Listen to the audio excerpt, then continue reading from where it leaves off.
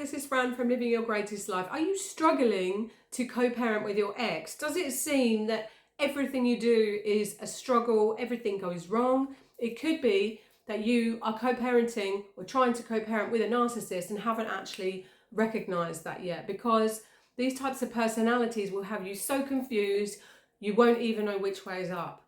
So, are the signs that you're co-parenting with a narcissist? How do you know? What sort of things do you look for? Well, you probably already clocked onto some of them. And if you haven't, or if you know somebody else that's struggling and it isn't a normal divorce or a normal breakup that's gone a little bit less than amicable, then carry on watching and I'll give you some pointers. Well, the narcissist likes to compare the other parent to themselves all the time, over everything, and use it in an undermining way, so that they compare everything that they do to the other parent, and basically highlight the other parent's inability to provide or to plan or to be a good mother, to be a good father.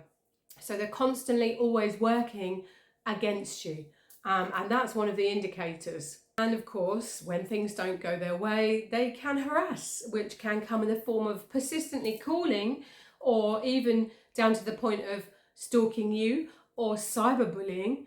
And that could be making fake profiles, trying to get in contact with your family and your friends and you, persistently trying to contact maybe your new partner and tell you how awful you are.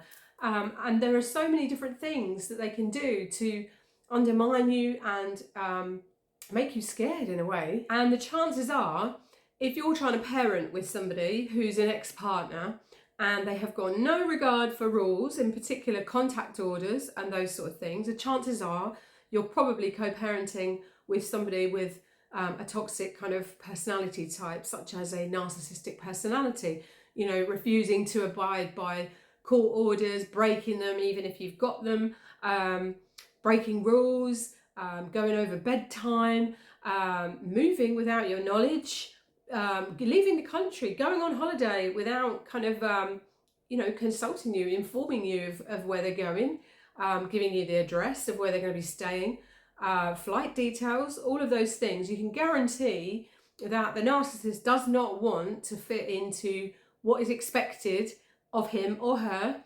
and does not want to fit in with anything that's going to really help the child, the smooth kind of respectful transition of parenting that we know so well in other people's lives, called co-parenting. A great favourite of the narcissist is isolation, and that means isolating you and your children from family and friends, preventing the children from seeing anybody that they don't approve of. So for example, if you have family members that they have fallen out with for no particular reason, taken a dislike to, the narcissist will try to basically stop that contact with anybody associated with the other parent. And this is something you really got to watch. Really have to watch that, because before you know it, it can lead to a very, very destructive and painful path for the child, because the child's missing out on everything. And of course, for the mother or the father who's on the receiving end.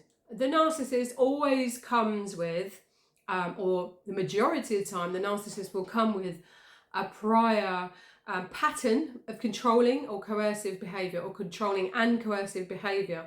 And it is unlikely that that is going to stop. Now, there are some people who can change, and I'm not saying people can't change, but they have to firstly recognise the damage or the impact that they have on others, firstly, and they have to want to do it. So I'm not saying people can't change, because they can, but there is a pattern of controlling coercive behaviour which may have set the precedent for the relationship of the, with the other parent. So it could be that continues, it continues through the child, and that is something which needs to be stopped. Another thing the narcissist absolutely loves to do is to use stereotypes of what a mother or a father should look like or should behave like, in order to use them as leverage, for example, for those involved around the child. For example, it could be a teacher, children's services, CAFCAS, the courts, For example, you know, that's not what a father should be. A father should pay for his children. A father should provide. That's a, you know, a typical stereotype. The stereotype of a mother. A mother shouldn't have a career. A mother should be there for her children. She should take them to school and bring them home again. So they're using kind of society stereotypes to gain leverage and try to basically disrespect the other parent and make them out to be really bad. And that's so, it's so terrible. And the worst thing is about it that actually there are very few people that actually see this, because the narcissist is so skilled that to the naked eye or the unprofessional non-specialist eye, that would go missed, and people would start to form an opinion about the other parent, and that's where all the lovely things come in, such as counter allegations, and the beginning, I'm afraid, of a very painful thing that no one wants to recognise in the UK, which is parental alienation, and, you know, targeting of the other parent. Those kind of things are how it all begins. So the narcissist will use anything they can as a stereotype, such as nationality, race, how much somebody earns or should earn. All of those things come into it, and they are so clever. So that's it for this particular video. There are some more of these, because there are hundreds and hundreds of different signs that you could be co-parenting with a narcissist.